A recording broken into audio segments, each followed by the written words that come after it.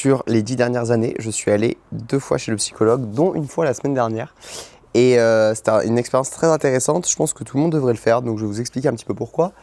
Voilà, nous sommes dimanche, je sais pas combien, on est en décembre. Aucune idée. On est dimanche 14 décembre. 2025 arrive à son terme. Et voilà, petit podcast. Si tu ne me connais pas, je m'appelle Le Multipreneur. On va parler de plein de sujets aujourd'hui. À chaque fois, je vais te raconter un peu ce que j'ai vécu ces dernières semaines en termes de business, ce que j'ai appris, ce que je suis en train de faire. Et de ça, en découle des apprentissages. Donc, je m'appelle Noé, Le Multipreneur sur les réseaux.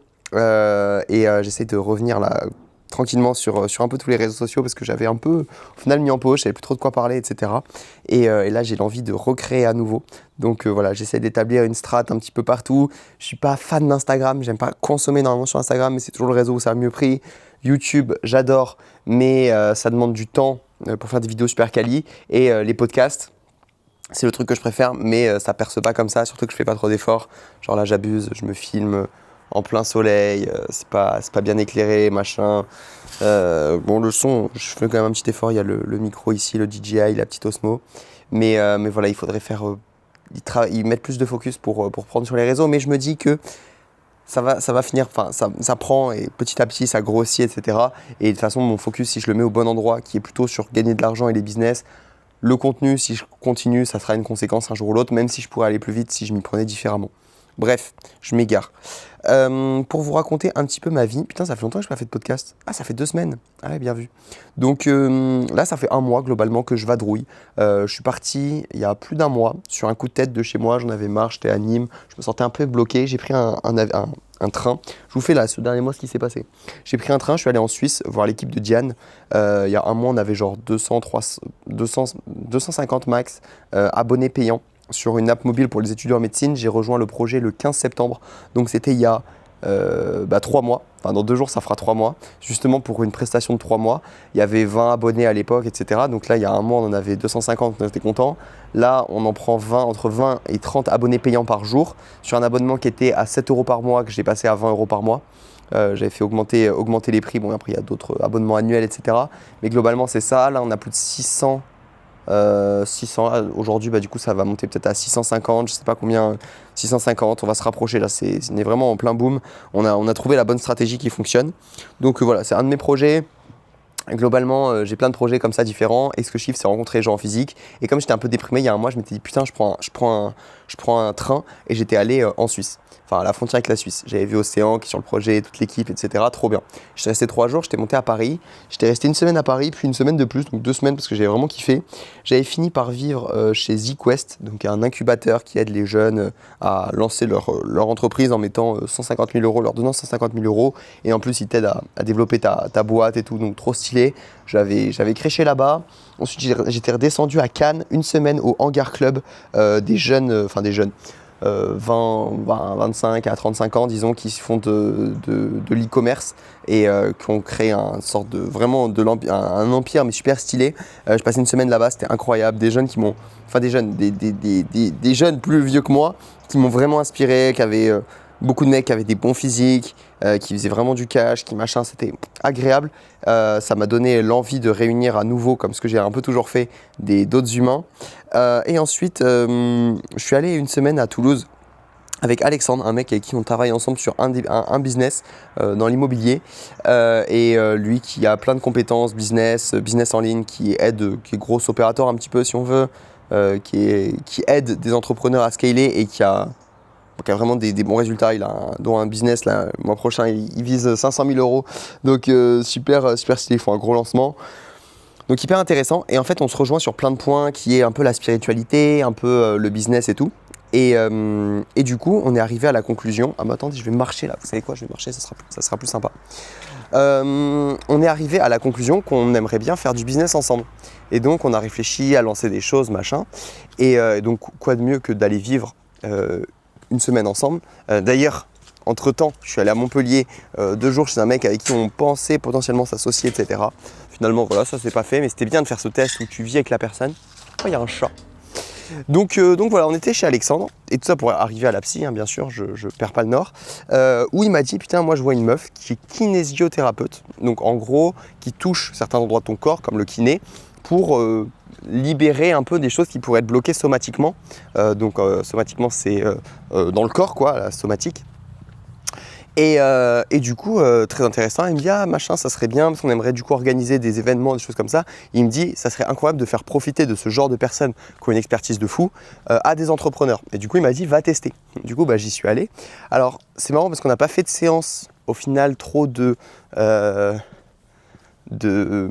kinésiothérapie, où elle ne m'a pas forcément manipulé, etc.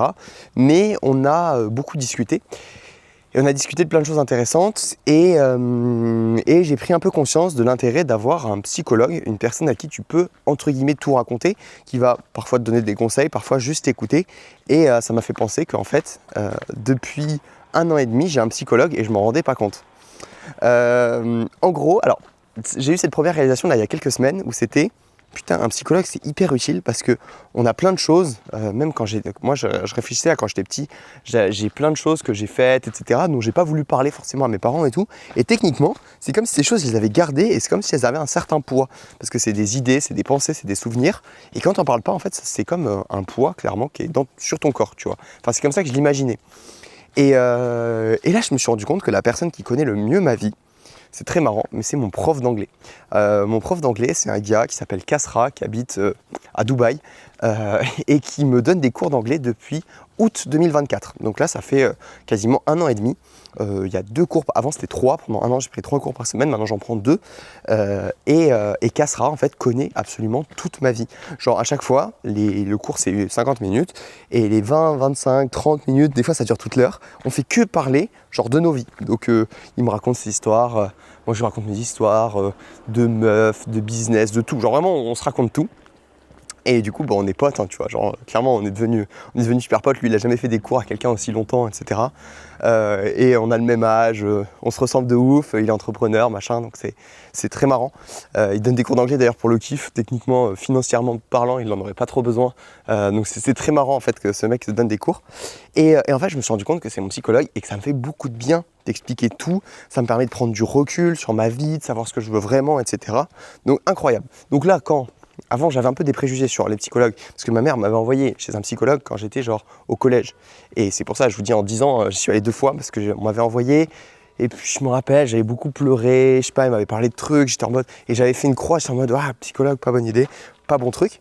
Et là, du coup, Alexandre m'a proposé, et du coup, avec cette réalisation que, en fait, j'avais un psychologue et que je me rendais pas compte depuis plus d'1 an et demi, je me suis dit, génial, je vais aller lui parler à cette kinésiothérapeute. À Toulouse, du coup. Et ça a été très intéressant parce que, outre le fait, du coup on n'a pas fait le truc comme prévu de manipuler. Bonjour. On n'a pas fait le truc comme prévu de manipuler, etc. Mais on a juste parlé et du coup c'est vrai que ça m'a un peu fait prendre conscience de trucs que je voulais avoir, etc. Et on a surtout eu des discussions hyper deep sur des trucs un peu perchés, sur lesquels on était, disons, d'accord, ou du moins on se comprenait, des trucs un peu spirituels, etc. Donc c'était assez plaisant. Et j'en ai tiré des conclusions, certaines conclusions sur moi, etc. où c'est un peu perso et ça peut pas forcément trop vous aider. Enfin, c'est genre sur ma vie, quoi, donc on s'en fout un peu. Et il y a 2-3 autres trucs que j'ai écrits et qui, je pense, peuvent être assez universels. Donc, par où commencer ? En fait, j'ai fait 4 petits points, plus depuis mes réalisations. Ok, on va commencer par le premier truc qui est juste écoute ton intuition. C'est comme ça que les miracles arrivent et que les belles choses qui doivent arriver arrivent. Ça se répète un peu ma phrase, mais dans l'idée, c'est quoi ? C'est juste qu'en sortant de cette séance, j'étais persuadé qu'il fallait juste que j'écoute mon intuition pour faire mes choix de vie, qu'il n'y avait pas besoin d'intellectualiser les choses tant que ça, se dire rationnel, machin. Qu'est-ce que tu as envie de faire ? Genre vraiment, qu'est-ce que tu as envie de faire ? Où est-ce que tu as envie d'aller ?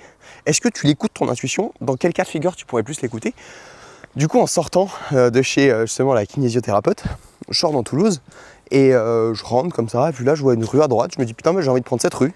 Ensuite je vois un café, je me dis j'ai envie d'aller dans ce café. Bam, je m'assois dans le café, je m'assois à la place là qui me semblait bien. Puis après je me dis putain je suis pas si bien là, je préférerais aller dehors. Bon je dis je me suis assis là, je reste là. Mon intuition me disait reste là. Bam, juste devant moi, genre 30 secondes plus tard, il y a des meufs qui disent...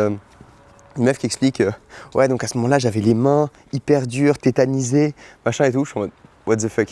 Et elle était en train de raconter un breathwork qu'elle avait vécu. Pour ceux qui me connaissent, breathwork, je suis très très fan. Hop, je suis revenu à ma chaise, je fais un petit tour. Je suis très très fan, la vie m'appelle à faire ça, donc c'est des exercices de respiration.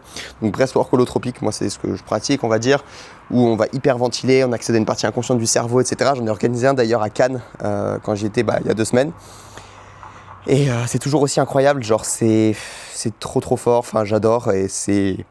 Je l'ai jamais monétisé vraiment, si vous voulez. C'est pas le but. Genre pour moi c'est un truc un peu spirituel, d'introspection et tout.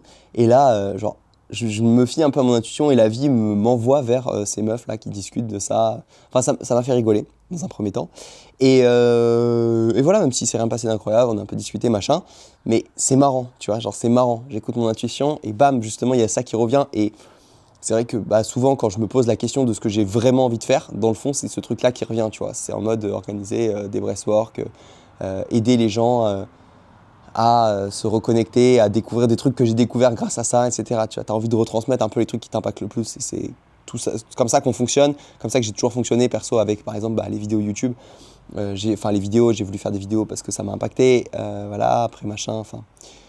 Tout a toujours un peu fonctionné comme ça dans ma vie. Les podcasts, pareil, j'ai fait des podcasts parce que du coup, c'est des podcasts, genre le podcast d'Emilio, Range ta chambre, des podcasts comme ça quand j'avais 18 ans qui m'ont un peu fait shifter et tout. J'étais en mode putain, mais j'ai envie de faire des podcasts et bam. Et tu retransmets toujours, tu vois, ce qui t'apporte. J'ai l'impression que l'humain fonctionne un peu comme ça. Donc voilà, tout ça pour dire écoute ton intuition et lourd.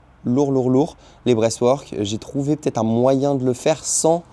C'est vrai, j'ai vraiment pas envie de vendre ça, je sais pas pourquoi, genre... Ah bah si, tiens, autre enseignement avec la kinésiothérapeute. Mettre une distance avec l'argent, parce que l'argent, par nature, et quasiment tout le temps, pervertit l'humain. En fait, quand il y a de l'argent qui rentre en jeu, c'est une des premières questions qu'elle m'a posées quand je suis arrivé, c'est comment tu vois l'argent ? Comme quelque chose que tu... Et en fait, je voyais ce qu'elle voulait un peu... Enfin, je pense avoir compris ce qu'elle voulait savoir. C'est en mode si je désire de l'argent, si j'étais dans le manque, si j'étais en peur par rapport à l'argent. Et le truc qui m'est venu naturellement, c'est un flux, c'est une énergie, ça circule. Je suis pas le mec qui en a le plus, je suis pas le mec qui en a le moins. En fait, mon argent, perso, il fluctue pas mal. Genre, il y a des périodes où j'en ai retrouvé avec pas beaucoup. Et bam, après, ça revient. Et en fait, j'ai pas trop de peur. Je pense en partie parce que j'ai fait des voyages sans argent quand j'avais 18-19 ans et c'était trop bien, genre j'étais trop heureux, trop libre sans avoir d'argent. Du coup j'ai l'impression que depuis je suis plutôt bien. D'ailleurs je suis en train de me faire penser, là, je vous raconte ma vie et les vidéos YouTube ça peut être aussi un peu un psychologue. C'est une manière de... Bon après t'as pas trop de réponses, t'as des réponses en commentaire, mais c'est aussi une manière de sortir les choses qui doivent sortir, tu vois, raconter les trucs que tu as envie de raconter, etc. Et puis ceux qui veulent écoutent, ceux qui veulent pas ils écoutent pas. Et c'est aussi une bonne manière d'aller chez le psy, faire des vidéos YouTube. Donc ouais, elle m'a dit mettre une distance avec l'argent et elle m'a dit surtout continuer à le voir comme un flux, comme une énergie. C'est trop bien parce que du coup, un flux, on a envie qu'il circule. Par définition, qu'il circule, c'est qu'on a compris que plus on en donne, plus il y en a qui rentrent. Elle m'a raconté des exemples de fous où elle a reçu des grosses sommes d'argent qui n'étaient pas du tout... tu vois, dingue, dingue. Et je pense, en grande partie parce qu'elle a toujours fait circuler, etc. Et c'est normal des fois d'avoir peur, surtout quand on en manque, machin et tout. Mais voilà, voir l'argent comme un flux. Et pour elle, l'argent est utile pour se déplacer sur la map et rencontrer des gens. Je ne l'avais pas vu comme ça, mais elle dit, bah ouais, en fait, quand tu as de l'argent, ça te permet de... Enfin, moi, ça m'a permis d'aller à tel endroit. Et du coup, à tel endroit, j'ai rencontré telle personne. Et c'est vrai que voir l'argent comme un truc qui te permet, genre, de manger et te déplacer pour aller rencontrer des gens et que la vie puisse t'emmener là où elle doit t'emmener, ouais, ça donne la foi, tu vois. Genre, c'est en mode, ok, l'argent, c'est un flux qui me permet de me déplacer. Je trouvais ça trop marrant à conscientiser comme ça. Voilà. Et sinon, un autre apprentissage qu'elle m'a dit, c'est mettre du mouvement. Tant que tu mets du mouvement, tout va bien. Voilà.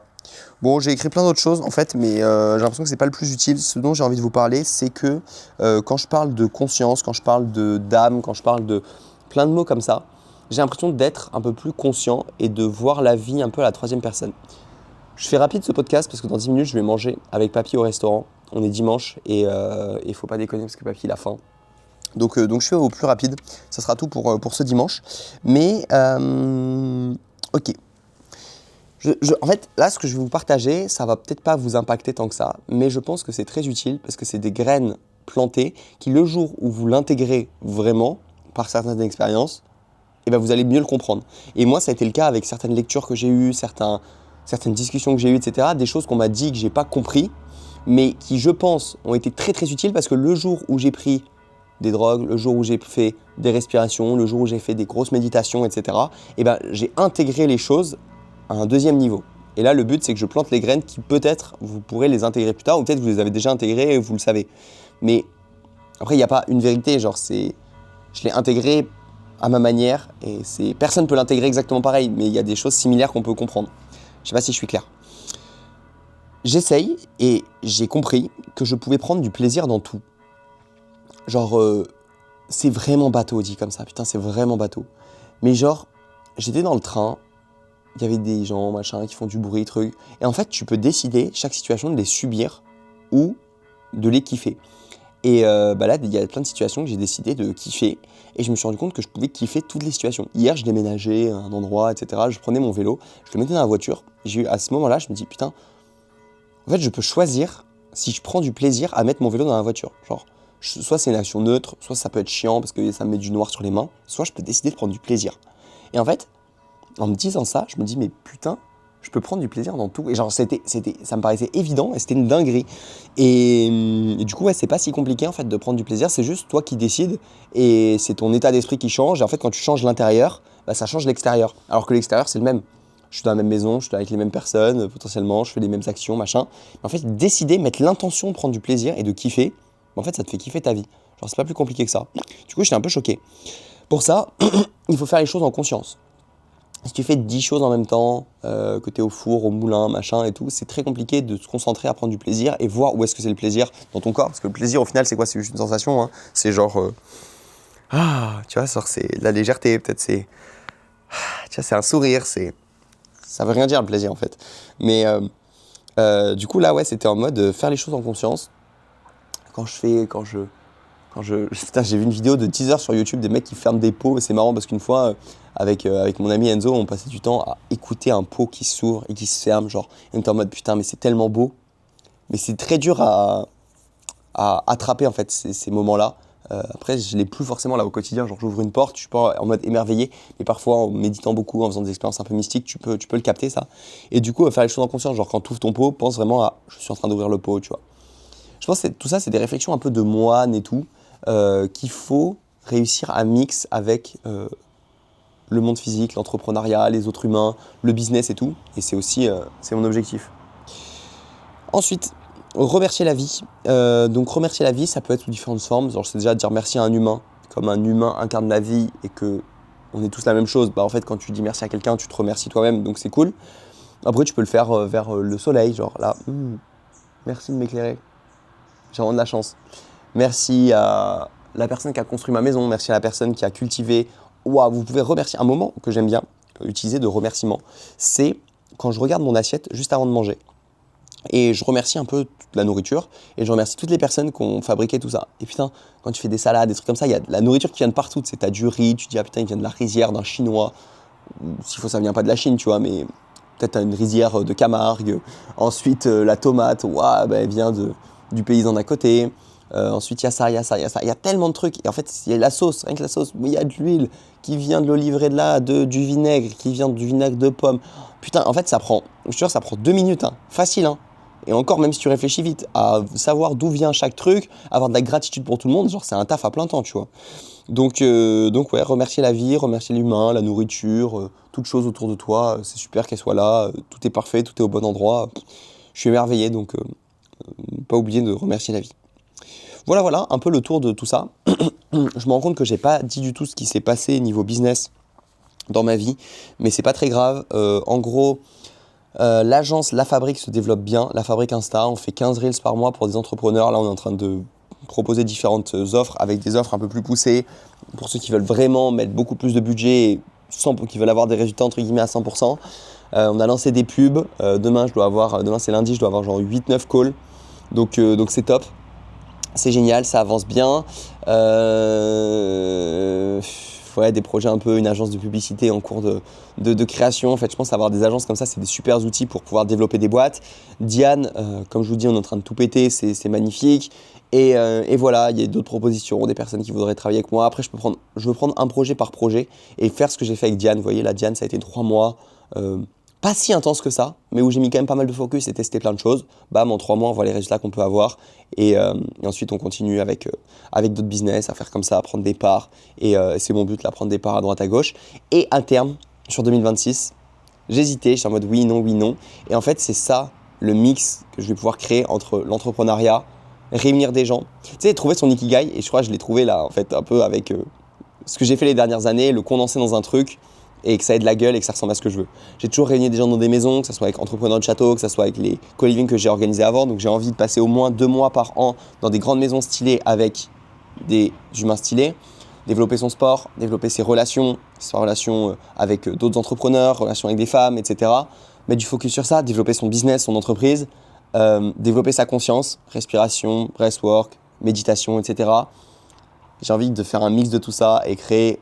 J'ai pas envie de créer des événements parce que c'est ce que je faisais avant et à chaque fois il faut remplir machin et tout. Donc là j'ai envie de le faire sous une autre forme, un peu plus élitiste peut-être, avec 10, 20, 30 personnes maximum qui font partie d'une sorte de cercle. Ça va être trop bien. J'ai un peu la vision là-dessus, mais en attendant j'ai envie de développer les différentes boîtes. Donc ça sera plutôt pour courant 2026. Ouais, je ne vais pas trop parler des projets à l'avance, mais au moins je vous tease un peu. Et ceux qui sont intéressés, vous pouvez déjà m'envoyer un message et je vous explique la vision. Et voilà l'équipe. C'est grave cool. La vie est magnifique. Profitez, remerciez. Allez voir un psy, c'est cool. Discuter avec lui de tout. Un psy perché, c'est encore mieux parce que si vous êtes un peu perché, tac tac, il va comprendre. Vous allez vous comprendre. Ça fait un humain de plus à rencontrer. Je pourrais vous raconter plein d'autres choses. Je suis sorti à Toulouse. Je suis allé dans des bars et tout. J'arrive pas trop à connecter avec les humains normaux.